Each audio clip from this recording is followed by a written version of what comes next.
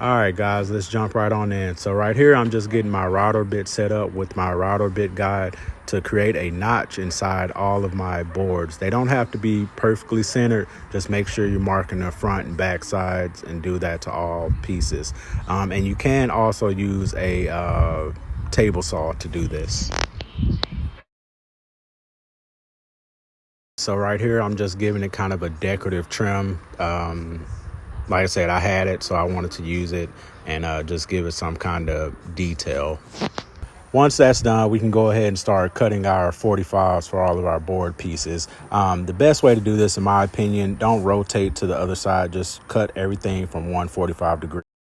Now that all of our pieces are cut, we're going to do a dry fit before we start gluing and putting stuff together. This is simply just laying down your mirror, making sure it slots in as deep as you want it to go, and making sure the pieces fit like you want them to fit. If you need to make any other necessary cuts, right now is the time to do that. Once we've done our dry fit, let's go ahead and get everything back out into our workspace. And all I'm doing right here is marking out where I want my joint connectors to go. And that's going to help me pull those miters real tight and snug once I do my glue up. And here I'm just showing you guys a close-up of those joint connectors that I'm using. You can get them on Amazon over to your left.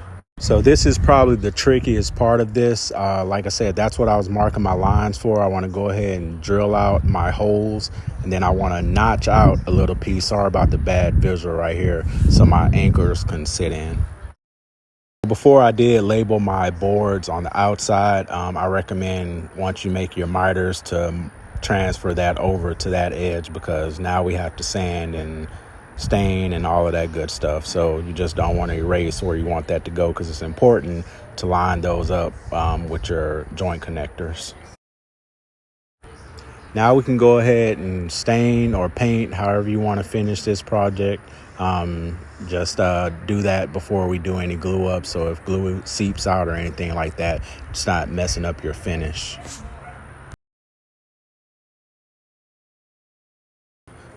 All right, now that we have everything stained and cut, ready to put together, I'm using my clamps right here and a piece of board to catch my end pieces. On this glue up, you want to put a generous amount of glue. You want enough glue to make you feel comfortable, and you want that sucker squeezing out once you go underneath and tighten those anchor bolts. I personally recommend having your front side up, because you want to ensure that those sides are flush and tight like you want it to be. Nobody's going to see the back, but even then, I'd rather the back side look a little rough. Once you do that, I went ahead and transferred my clamps or my board pieces to the top, so I can help make those top pieces, miters, nice and flush, okay? And of course, you want to go over with a wet rag and get that excess glue up. So whenever I made my notch, I made it a little bit bigger intentionally, because I hate for it to be smaller and then I get to this point and there's nothing you can do. So here I'm just putting in some fillers to make that mirror snug and tight inside.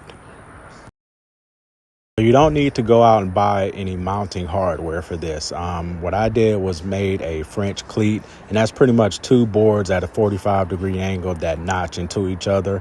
And it's literally just going to slide into one another.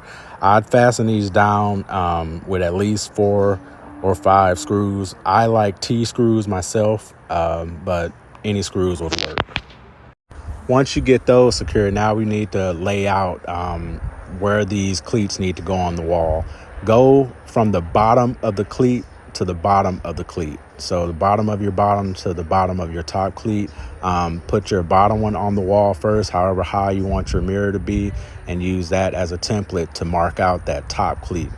And then once you hang the mirror that's actually on the cleat, it'll slide in, and we'll see that here shortly. Just make sure you at least catch 2 studs. Now for my final touches, I'm going ahead and put a Minwax poly on here. I want to give it a nice protective coat, that little shine pop too.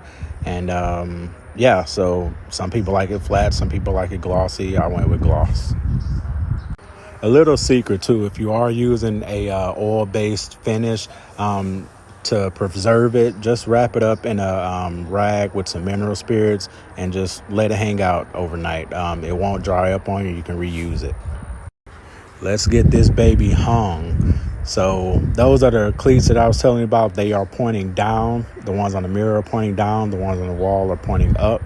So I'm going to put the mirror up to the wall as close as I can. And I'm going to lift it up about 3 or 4 inches above those cleats on the wall. Press it up against the wall flush and just let it slide down. Okay. And you'll feel it catch. And it's going to be a nice, tight, secure, snug fit. And this is just me kind of adjusting it, playing with it a little bit to get it centered. And yeah, I'm happy with that. And this is the finished product of how I turned a mirror I found on side of the road somebody was throwing away about 2 years ago into a centerpiece in our master bedroom that me and my wife can use.